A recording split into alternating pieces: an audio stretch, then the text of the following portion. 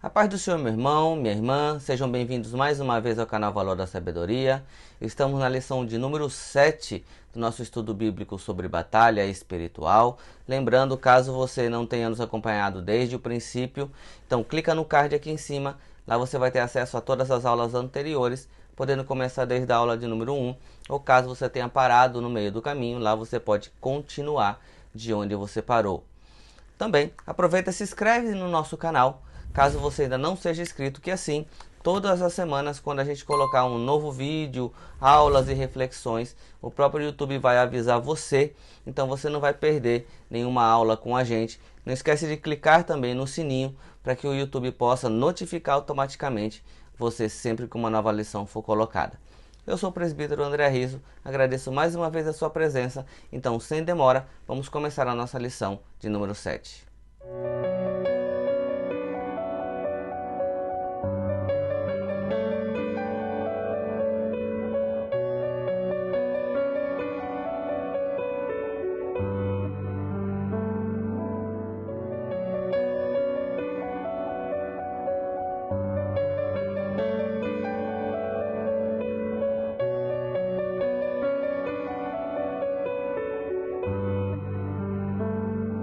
Iniciando então o nosso estudo da lição de número 7, que tem como título Tentação, a batalha por nossas escolhas e atitudes.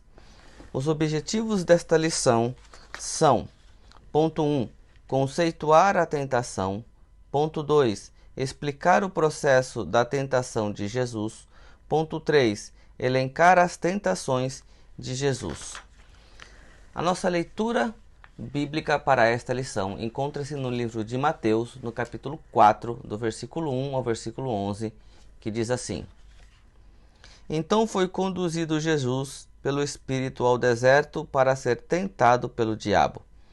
E tendo jejuado 40 dias e 40 noites, depois teve fome. E chegando-se a ele o tentador, disse: Se tu és o Filho de Deus, manda que estas pedras se tornem em pães. Ele, porém, respondendo, disse: Está escrito, nem só de pão viverá o homem, mas de toda a palavra que sai da boca de Deus.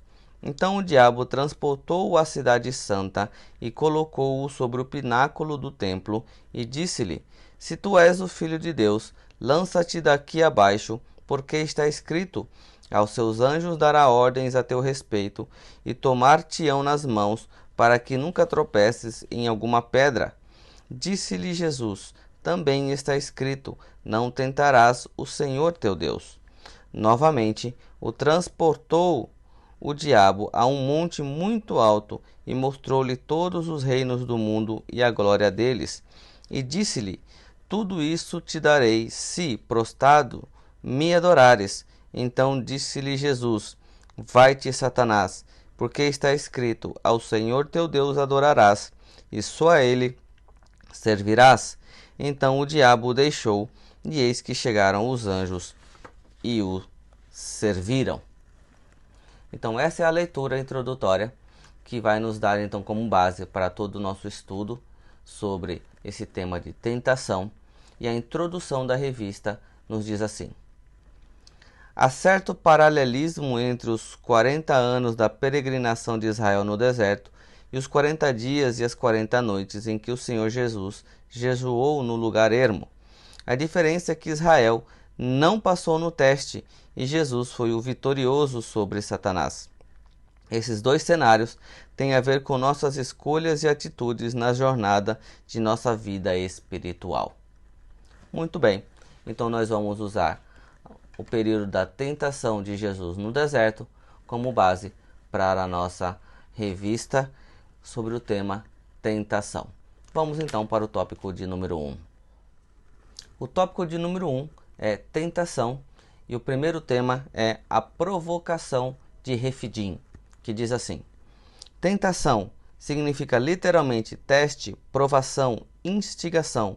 Na contenda de Refidim temos o significado desta palavra. O vocábulo hebraico massá significa tentação e meribá quer dizer contenda. Os israelitas estavam testando o próprio Deus.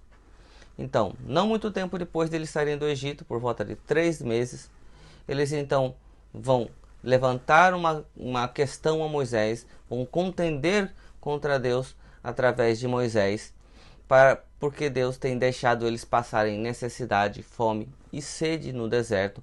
Então eles levam a dúvida de que o Senhor realmente estava com eles. Isso a gente vai encontrar lendo no livro de Êxodo, no capítulo 17, no versículo 7, que diz assim: E chamou aquele lugar Massá e Meribá, por causa da contenda dos filhos de Israel, e porque tentaram ao Senhor, dizendo: Está o Senhor no meio de nós ou não? Então aqui é a contenda então do povo contra ao Senhor, perguntando: está Deus realmente no meio de nós ou não? Isso aqui é até estranho de se entender, porque eles passaram ali por vários milagres, mostrando que Deus estava com ele, livrando eles primeiro da escravidão do Egito com as pragas. Depois eles têm a coluna de fogo, eles têm ali a nuvem que os acompanha, eles tiveram ali um mar vermelho sendo aberto através do poder de Deus. Mas na sua primeira necessidade no deserto, eles então levantam uma contenda e levantam a pergunta: está Deus realmente no meio de nós? Será que nós também não fazemos isso? Às vezes Deus faz milagres na nossa vida, Deus provê todas as nossas necessidades, e num momento de uma provação a gente já se levanta: mas será que Deus realmente está comigo? Será que a gente também não tem agido como este povo? E por conta disso, esse lugar levou este nome.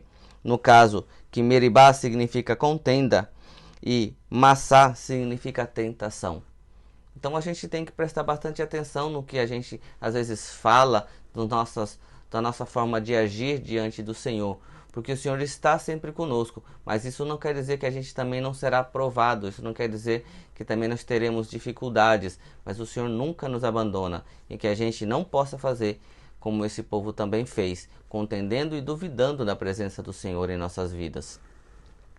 O ponto 2 é a experiência de Massá e Meribá, que diz assim: Ninguém deve testar a Deus de Israel, pois o nosso dever é obedecê-lo. O que aconteceu nessa contenda teve a reprovação divina, que serviu como um paradigma daquilo que não se deve fazer. Testar Deus é questionar sua fidelidade e duvidar de sua autoridade. Entendemos que tentar o Senhor reflete a nossa descrença nele. E é exatamente isso. Toda vez que a gente duvida do agir de Deus, ou se Deus pode fazer alguma coisa, nós estamos mostrando uma total descrença para com o Senhor. Porque nós temos que obedecer a Deus em qualquer circunstância. Não só nas boas temos também que louvar ao Senhor, também nas nossas dificuldades. Assim como aconteceu com Jó. Quando ele conversava com a sua esposa, você soube dar valor enquanto nós tínhamos tudo que Deus dava. Mas quando Deus tirou, você quer blasfemar contra Deus? Loucas é tu. Porque Deus deu, Deus também tirou. Glorificado seja o nome do Senhor. Então nós temos que entender que nós vamos ter dificuldades na nossa vida, mas nunca podemos deixar de acreditar e de crer realmente de que Deus, ele não só está no controle da situação, como ele também nos dará escape de todas as dificuldades. O que nós temos que fazer é não só crer, mas continuar a obedecer aos mandamentos do Senhor. Nós vamos ver ali no Salmo de número 95, verso 8 e 9, diz assim: Não endureçam o coração como em Meribá, como aquele dia em Massá no deserto, aonde os seus antepassados me tentaram, pondo-me à prova, apesar de terem visto o que eu fiz. Então, olha só o que esse Salmo de número 95 ele diz. Ele pede para que a gente não endureça o nosso coração, como os antepassados fizeram exatamente lá em Meribá, lá nos dias em Massá, porque não acreditaram no Senhor, antes tentaram a Deus, mesmo vendo tudo o que o Senhor fez, como eu falei agora aqui há pouco. O mar se abrindo, sendo alimentado no deserto, as pragas no Egito que fizeram com que eles fossem libertos com a mão forte do Senhor. Então viram muitos milagres, viram muitas maravilhas do poder de Deus, e mesmo assim, na dificuldade, acabaram tentando ao Senhor seu Deus, e o Senhor fala: não endureça o seu coração. No Salmo de número 78, no verso 56, também nos diz assim: Mas eles puseram Deus à prova e foram rebeldes contra o Altíssimo, não obedeceram aos seus testemunhos. Então todo aquele que tenta Deus, todo aquele que é contra Deus é rebelde contra o Senhor. Então se rebela contra ele e não o obedeceram, ou seja, não seguiram os seus testemunhos, não fizeram aquilo que Deus ordenou a ele que fizesse. Então por isso que é importante a gente entender que seja na bonança ou seja na dificuldade, o importante é estar sempre no centro da vontade do Senhor, fazendo sempre a sua vontade, obedecendo os seus mandamentos, porque assim nós seremos abençoados mesmo no deserto, mesmo nas dificuldades. E por mais difícil que a sua situação possa parecer, o Senhor vai dar escape, Ele vai dar uma solução, porque a chuva, a tempestade não dura para sempre. Uma hora o sol vai brilhar de novo, mas às vezes isso pode ser apenas um teste, pode ser apenas uma prova, para que você realmente mostre a Deus que você realmente o ama e obedece os seus mandamentos. O ponto 3 é como um teste, que diz assim: Isso é muito comum no Antigo Testamento. O exemplo clássico é a passagem do sacrifício de Isaac. A finalidade é revelar ou desenvolver o nosso caráter. O Novo Testamento aparece com uma mesma ideia de teste. Então aqui ele vai nos trazer algumas referências bíblicas, começando por Gênesis capítulo 22, versículo 1, que diz assim: Passando algum tempo, Deus pôs Abraão à prova. Então Deus ali, quando ele pede o filho de Abraão, ele estava provando para saber se ele realmente amava a Deus de todo o seu coração, sendo capaz de entregar o que ele tinha de mais valioso. É lógico que ele não permitiu que isso acontecesse, mas ele viu a fidelidade de Abraão em não, além de não questionar, obedecer diretamente à vontade de Deus. Sabia Abraão que o Senhor poderia ressuscitar? Com certeza sabia. Sabia Abraão que Deus poderia restituir? Sim, mas o importante é que mesmo que ele não fizesse isso, Abraão não questionou, mas ele obedeceu à vontade do seu Deus. Ali no livro de Êxodo, no capítulo 20, versículo 20, também diz assim: Moisés disse ao povo: Não tenham medo, Deus veio prová-los para que o temor de Deus esteja em vocês e os livre de pecar. Então ali, em Êxodo capítulo 20, diz que o Senhor veio então para nos provar, veio para nos testar, para colocar em nós o temor, o respeito ao Senhor, porque assim nós paramos de pecar. Uma vez que a gente comece a entender e ter temor a Deus, através das provas que Deus coloca na nossa vida, a gente começa a se aproximar mais de Deus, a gente começa a ver que Deus realmente tem poder para resolver. Então a gente entende que somos dependentes de Deus. Então uma vez que somos provados pelo Senhor e nós passamos a ter temor a Ele, nós consequentemente paramos de pecar. E esse é um dos motivos pelo qual Deus então também continua provando os seus filhos e o seu povo, para que a gente não só aprenda a respeitá-lo, como também a gente pare de pecar e nos santifique na presença do nosso Deus. Em João capítulo 6, versículo 6, também diz assim: Fez essa pergunta apenas para pô-los à prova. Então, esse pequeno versículo aqui, onde diz que Jesus fez essa pergunta para pôr os seus discípulos à prova, é aonde ele está no monte com milhares de pessoas o seguindo, e Jesus ali então pergunta: como daremos de alimento a todas essas pessoas? Não podemos despedi-los com fome. Então Jesus fala: então o que vamos fazer? Então os discípulos eles ficam ali sem saber o que responder, porque não tem como dar alimento para todas aquelas pessoas. Mas aqui diz, Jesus já sabia o que ele iria fazer, que no caso seria a multiplicação dos pães e dos peixes. Então ele fez essa pergunta apenas para colocá-los à prova. Qual é a sua fé? Muitas das vezes você é colocado em situações em que você não vê humanamente possibilidade das coisas acontecerem. Como aqui eram mais de 5.000 homens, sem contar mulheres e crianças. Então os apóstolos pensaram: como vamos dar de alimento? Porém Jesus já sabia o que iria fazer. Você não sabe, mas Deus sempre sabe o que Ele vai fazer para te ajudar. Mas às vezes ele põe você numa situação para ver se você confia realmente nele. Os apóstolos não podiam dizer: Senhor, cremos que o Senhor tem a solução, mas não podemos fazer nada. Então Jesus pergunta: o que tens? Eles falam: 5 pães e 2 peixinhos. Então Jesus pede que traga e o Senhor então ele faz a oração. E aquilo se multiplica e alimenta todo o povo. Mas antes Deus de fazer o milagre, ele testou os seus discípulos para saber se eles realmente tinham fé e se conheciam realmente o poder de Jesus com quem eles andavam. No livro de Apocalipse, capítulo 2, versículo 2, também encontramos assim: sei que você não pode tolerar homens maus, que pôs à prova os que dizem ser apóstolos, mas não são, e descobriu que eles eram impostores. Porque há muitos falsos profetas por aí.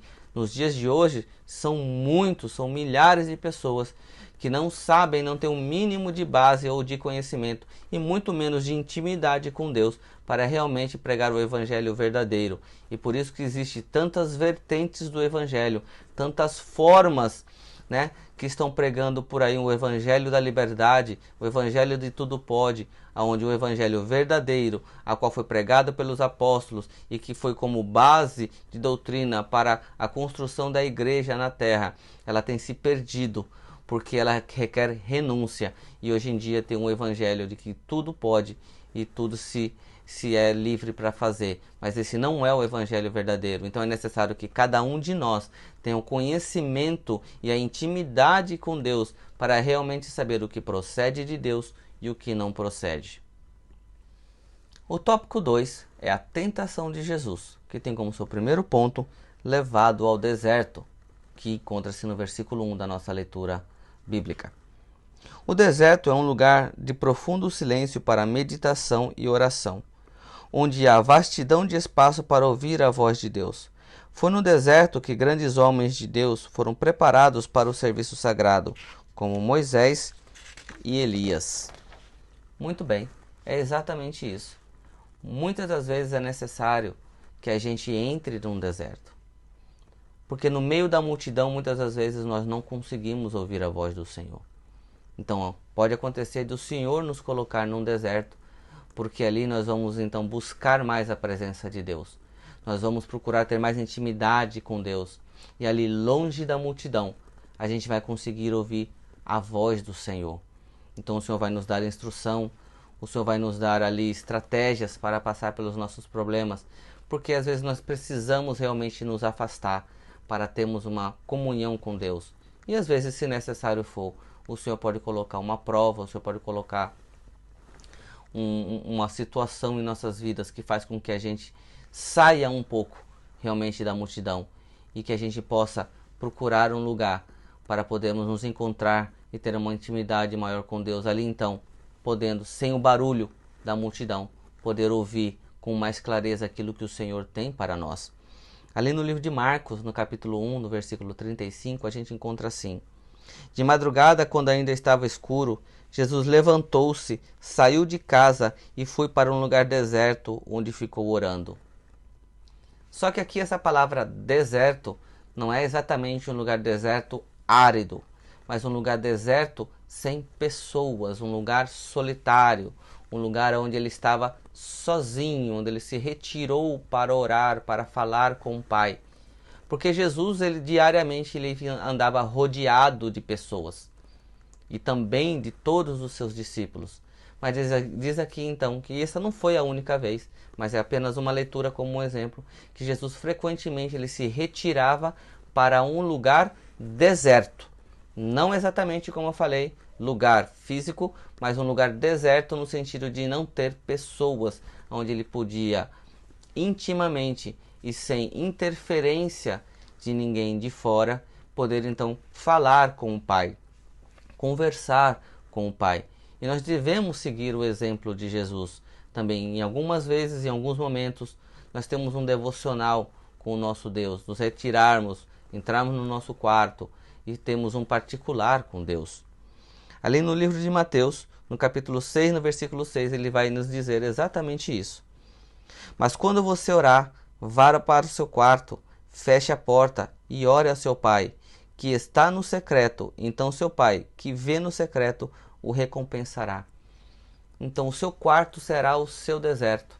O seu quarto será o seu lugar particular, o lugar onde não há interferência de esposa, de filhos, de amigos, de pai, de mãe. Então entra, fecha a sua porta e ali então você, sozinho com Deus, você vai conversar com Ele, vai sair da multidão, vai fugir da multidão, para que você possa, com mais clareza, ouvir as instruções que o seu Deus, o seu Pai, tem para te dar. O ponto 2 é sobre o jejum de Jesus, que diz assim: segundo a narrativa de Mateus, Jesus jejuou 40 dias e 40 noites e depois teve fome. Só mais 2 personagens bíblicos praticaram um jejum tão prolongado de 40 dias, que foi Moisés e Elias, mas isso aconteceu em situações específicas. Logo, isso mostra que esse tipo de jejum não é uma doutrina da igreja. Bem, Jesus ele jejuou 40 dias e 40 noites e depois teve fome. Praticamente ele está dizendo que Jesus apenas não comeu, mas que durante esse período ele pode ter bebido água, porque ele teve fome, não teve sede. E também apenas 2 personagens fizeram um jejum tão prolongado, que foi Moisés, quando ele subiu ao monte na presença de Deus, diz que ele ficou lá também 40 dias e 40 noites. Assim também com Elias, que então o anjo dá a ele de comer, fala, come e bebe, porque a caminhada é longa. Então ali ele passa o período de 40 dias andando. Só que foram situações muito específicas. E a gente vai ver aqui os versículos referentes a essas passagens, porque ela não é uma doutrina. Este jejum não é um modelo a ser seguido, porque fisicamente falando, é impossível uma pessoa passar 40 dias sem comer. Muitas pessoas às vezes procuram se basear em jejum de Daniel, em jejum de manjares, em jejum disso ou daquilo, como vem na Bíblia. Mas nós temos que entender que o jejum é uma questão de propósito. Um exemplo de Daniel: Daniel não jejuou 21 dias, ele não fez um plano de jejuar 21 dias. Daniel ele tinha um propósito no seu coração para com Deus. Então ele colocou naquele propósito que ele faria jejum até receber a resposta do Senhor. Então, o jejum de Daniel demorou 21 dias, porque no 21º dia o anjo chegou dando a resposta para Daniel. Mas se o anjo demorasse 10 dias, seriam 10 dias de jejum. Se ele demorasse 40 dias, eles seriam 40 dias de jejum. Só que o jejum de Daniel não era um jejum completo. Ele fazia principalmente jejuns comendo apenas legumes e sementes. Então nós temos que atentar que todo jejum é uma questão de propósitos. Pode levar menos, pode levar mais. Porém não existe na Bíblia um exemplo ou de tempo a ser dado, como esse de 40 dias não é uma doutrina. Então, em outro estudo, nós vamos falar um pouco mais a fundo, dando uma explicação bíblica um pouco maior sobre jejum, mas aqui nessa passagem de Jesus no deserto, que fique claro que não é uma doutrina a ser seguida, porque humanamente falando, ninguém pode ficar 40 dias sem comer. Esses homens estavam na presença de Deus e por isso aconteceu. Nós vamos encontrar ali no livro de Êxodo, capítulo 24, versículo 18, que diz assim: Moisés entrou na nuvem e foi subindo o monte e permaneceu no monte 40 dias e 40 noites. Apesar de não falar de jejum, não se sabe se lá Deus deu a ele de comer ou não, mas nós sabemos que na presença do Senhor, com certeza Moisés ali foi sustentado pela graça de Deus. Não necessitava de alimento físico, porque Deus o supria com a sua presença. Assim também lá no livro de 1 Reis, capítulo 19, versículo 8, encontramos: Então ele se levantou, falando de Elias, e comeu e bebeu, fortalecido com aquela comida, viajou 40 dias e 40 noites. Então foram ali situações muito específicas, onde Deus ali então agiu, porque ele comeu algo que veio do céu. Então o anjo serviu, e foi o anjo que deu de comer e de beber a Elias. Então esta comida não sabemos exatamente o que era, mas foi uma comida diferente que o sustentou durante todo este período de 40 dias. O ponto 3 do nosso tópico 2 é como a tentação aconteceu. Está claro que Satanás se apresentou a Jesus de forma visível. Essa tentação foi literal e isso se evidencia pelos detalhes da própria narrativa. Bem, isso não é uma história feita, isso é um fato acontecido. Então, a tentação de Jesus, ela literalmente aconteceu. Porque quando Jesus ele vai encontrar com João Batista ali no Rio Jordão, após ele ser batizado, então diz que ele foi conduzido pelo Espírito ao deserto para ser tentado. Então a gente vai explicar um pouco melhor a parte agora espiritual dessa tentação, mas entendendo que Jesus ele passou literalmente pela tentação e pelo jejum. Ele ficou 40 dias sem comer e teve fome. E o diabo foi tentar Jesus nas 3 principais áreas da vida de um homem, que nós vamos ver a seguir. Então esse foi o nosso tópico 2. O tópico 3 é a tripla tentação. Então aqui nós vamos falar das 3 formas que o diabo tentou a Jesus enquanto homem. Então aqui, o primeiro ponto é a primeira tentação, e diz assim: o objetivo dessa investida diabólica era incitar Jesus a usar seus poderes em benefício próprio. A declaração de Deus a respeito de Jesus, este é o meu filho amado, em quem me comprazo, era do conhecimento de Satanás, mas mesmo assim ele desafiou Jesus quanto à sua identidade. Se tu és o Filho de Deus, manda que essas pedras se tornem em pães. Será que nós sabemos realmente que Deus é nosso Pai? Será que nós nos sentimos realmente como filhos de Deus? Porque o diabo, assim como ele fez com Jesus, ele vai tentar e vai testar você diariamente se você realmente se considera um filho de Deus. Ele vai realmente colocar você à prova para fazer com que você tente a Deus sobre este assunto.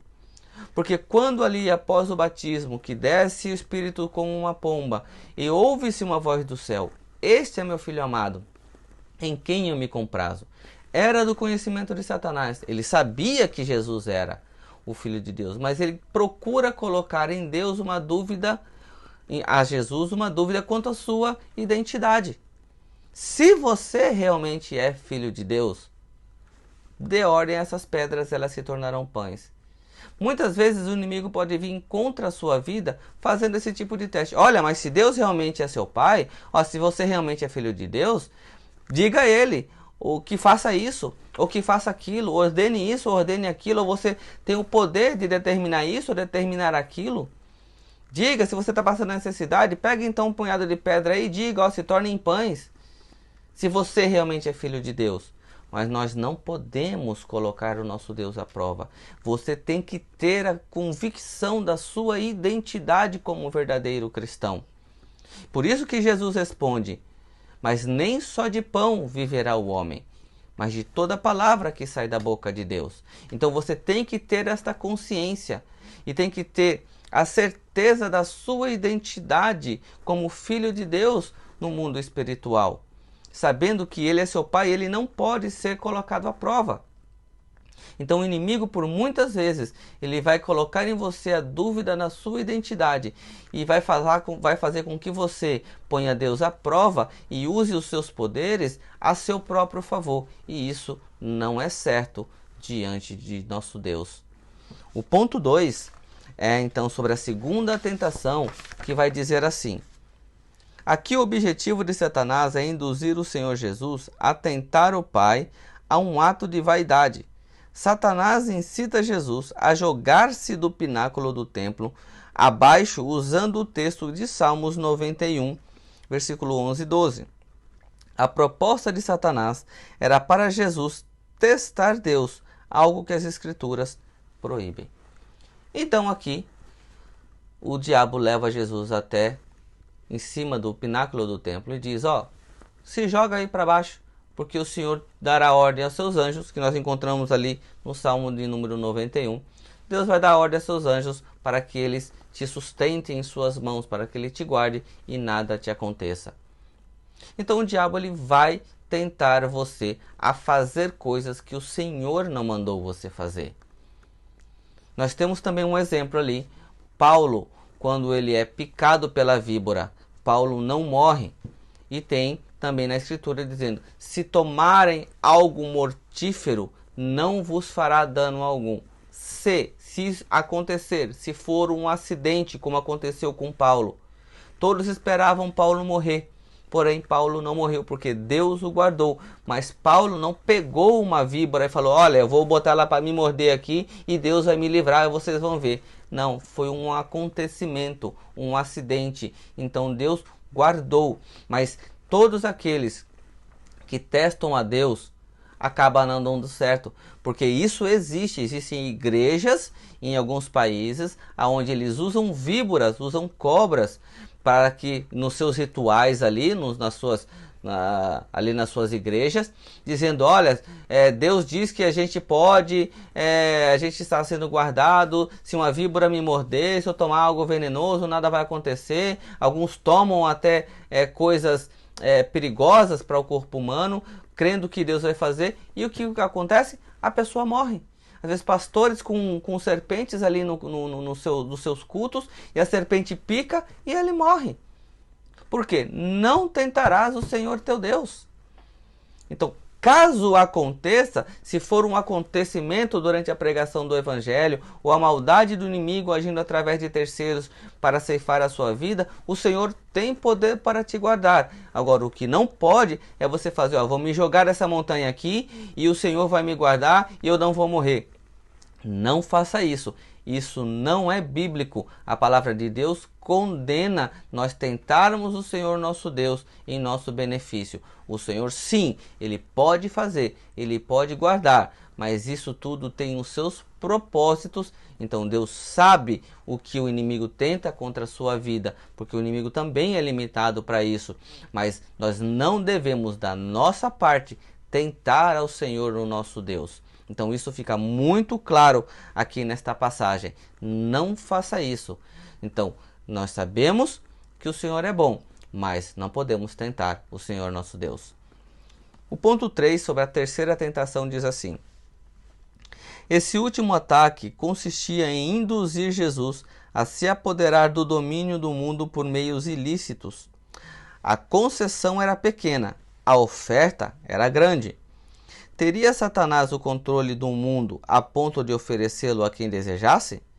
Mas Satanás não tem nada para ninguém. Tudo não passa de mera aparência e engano.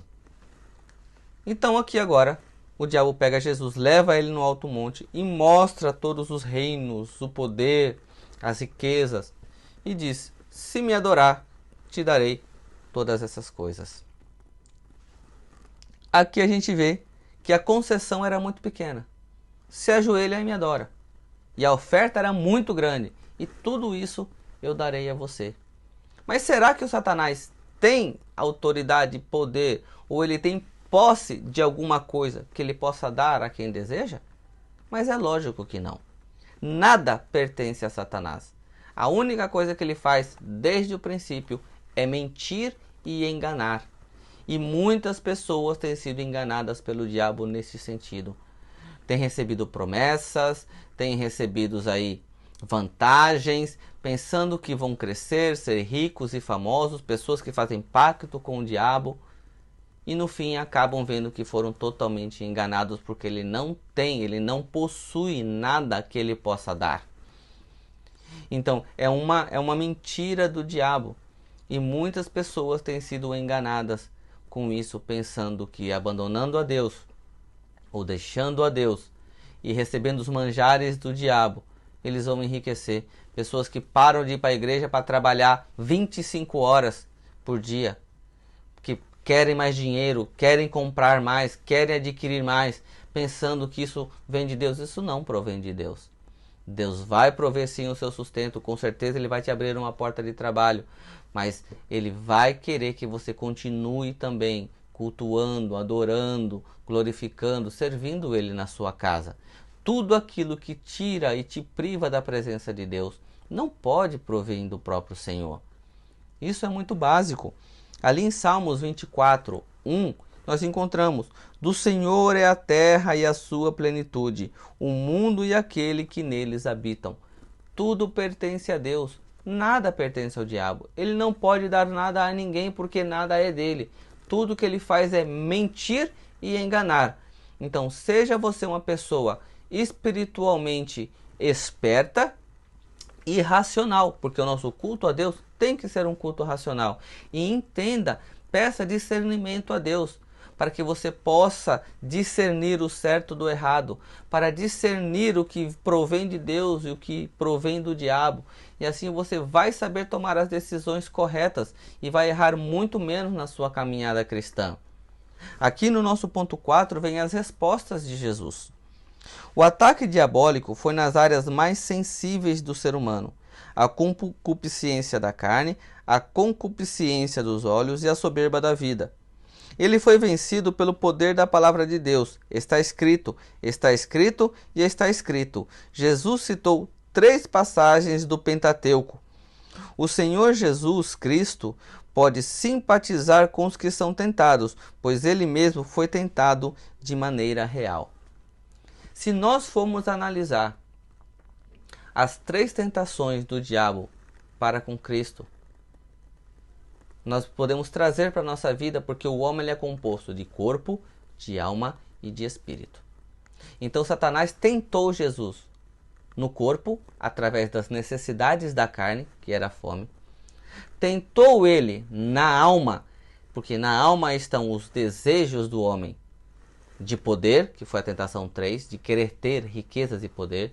E tentou no espírito, em querer ter o poder e a autoridade de Deus.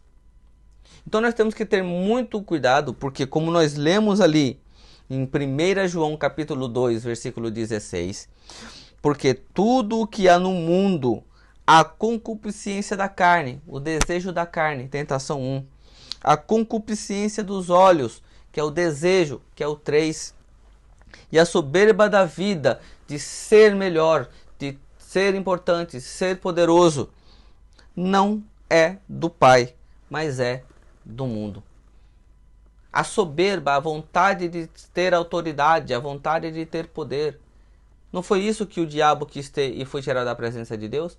Não é isso que ele prometeu a Eva, e Eva, por querer, perdeu também a presença de Deus? Então ele tentou ele nas suas necessidades, tentou ele nos seus desejos, no seu ego, e tentou ele também na sua vaidade. Então a gente tem que ter muito cuidado com isso, porque o diabo ele continua usando a mesma estratégia até o dia de hoje. Pessoas que querem possuir muitos bens, pessoas que querem se sentir autossuficientes, não depender de nada nem de ninguém, porque nós sabemos que nós somos dependentes de Deus, mas o diabo vai colocar na sua mente que você não depende de ninguém, muito menos de Deus. Tudo é pelo seu poder, pela sua inteligência, pelo seu dinheiro, pela sua força.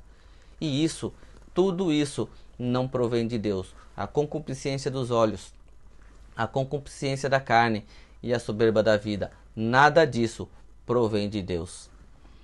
Também encontramos ali em Hebreus 4, 1, 5.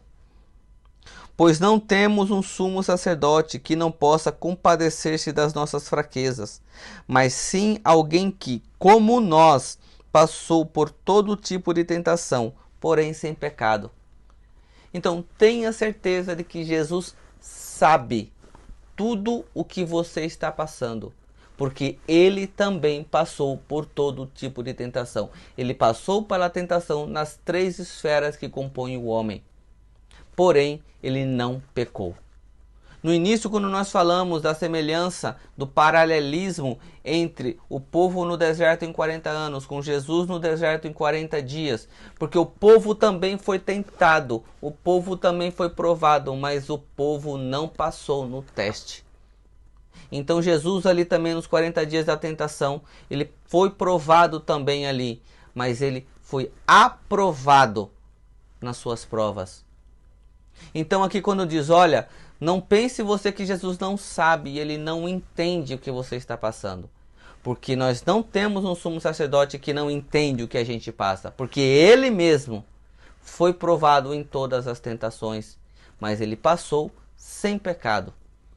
Então nós vamos ter dificuldades, vamos ter aflições. E Jesus mesmo diz: no mundo tereis aflições, mas tende bom ânimo, porque eu venci o mundo. Então ele está dizendo: olha, eu tive dificuldades. Se você tiver dificuldade, saiba que eu entendo, mas também tenha bom ânimo, porque se eu venci, se você ficar fiel, você também vai conseguir passar, você também vai vencer.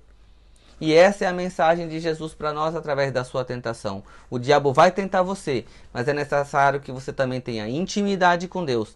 É necessário que você também tenha controle, você tenha domínio sobre a palavra de Deus. Porque Jesus por 3 vezes disse: também está escrito, também está escrito e também está escrito.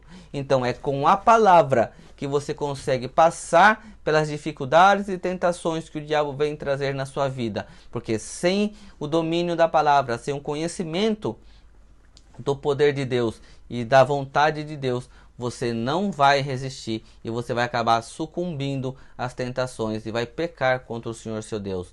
Então por isso que é necessário, retire-se ao seu quarto, ore ao Senhor, tenha intimidade com Ele, estude a palavra de Deus diariamente, tenha um devocional, para que toda vez que o inimigo vier tentar você, você também vai estar munido das armas e vai dizer não, porque também está escrito. E assim o inimigo vai fugir de você. Ele vai se afastar porque vai entender que você está sendo guardado pelo Pai e tem intimidade com Deus, sabendo no Deus que você confia e crê. Conclusão. Diante dos fatos aqui expostos, aprendemos a não subestimar a força e os ardis de Satanás e seus demônios, pois ele ousou tentar o próprio Filho de Deus.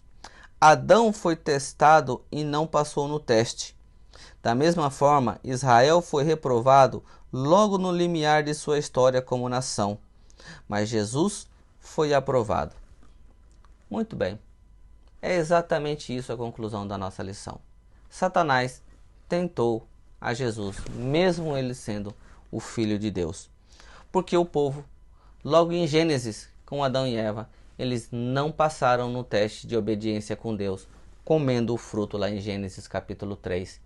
Da mesma forma, o povo também sucumbiu às tentações lá em Deuteronômio capítulo 9, quando eles já estavam no deserto, onde construíram ali um bezerro de ouro para adorar, porque Moisés demorava de descer, e como nós lemos, está Deus no meio de nós? Então que a gente tenha pleno conhecimento do nosso Deus, entendendo que Deus está sempre conosco, nos guardando, nos protegendo, mas é necessário que a gente aprenda a respeitar ao Senhor e aprenda também que Ele vai cuidar de nós uma vez que a gente permaneça fiel aos seus mandamentos. Em Atos 2, nós encontramos assim: a Jesus Nazareno, homem aprovado por Deus entre vós, com maravilhas, prodígios e sinais. Então Jesus foi aprovado por Deus, estando entre nós. Então você tem a Jesus Cristo, que sabe exatamente cada dor, cada sofrimento, cada problema que você passa. Peça a Ele estratégias e forças para que você possa conseguir combater a cada dia o seu mal, mas sempre estando firme na presença de Deus, não vacilando e não deixando que o diabo te engane, para que você então possa tentar ao Senhor teu Deus e possa cair então ali num grande problema de perder a presença de Deus na sua vida, que foi o que aconteceu com todos aqueles que não obedeceram às ordenanças do Senhor, mas antes tentaram a Deus indo contra a sua vontade. Muito bem, terminamos então a nossa lição de número 7, que foi então sobre tentação, sobre as nossas escolhas e as nossas atitudes. Espero que você tenha gostado. Com certeza foi enriquecedor para a minha vida e eu sei também que pode ter trazido boas informações e bons conhecimentos para você. Por isso, eu peço a você que deixe aqui o seu like e também compartilha com seus amigos, o pessoal da sua família, sua igreja. Também comenta, o que você achou, se você ficou com alguma dúvida, se você tem alguma sugestão, isso é importante para nós. E se inscreve no nosso canal. Mais uma vez eu te peço, apoia a gente aí nesses nossos estudos, para que a gente possa continuar crescendo. Clica no botão aí inscrever-se e aciona também o sininho, porque assim toda vez que a gente colocar estudos, colocar aulas, colocar reflexões, o YouTube automaticamente vai avisar você.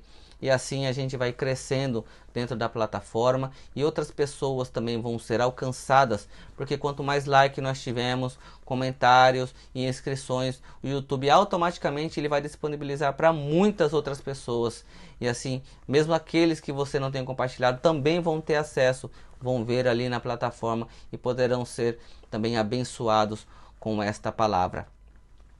Eu agradeço pela sua presença aqui, esperando também você já na lição de número 8, que nós vamos tratar ali, que a nossa luta não é contra a carne e nem contra o sangue. Vai ser uma lição também muito boa, vai ser uma lição especial e espero também contar com a sua presença lá. No mais, então eu desejo a todos vocês um bom resto de semana e que você e a sua casa sejam abençoados com a presença do nosso Senhor e Salvador, Jesus Cristo.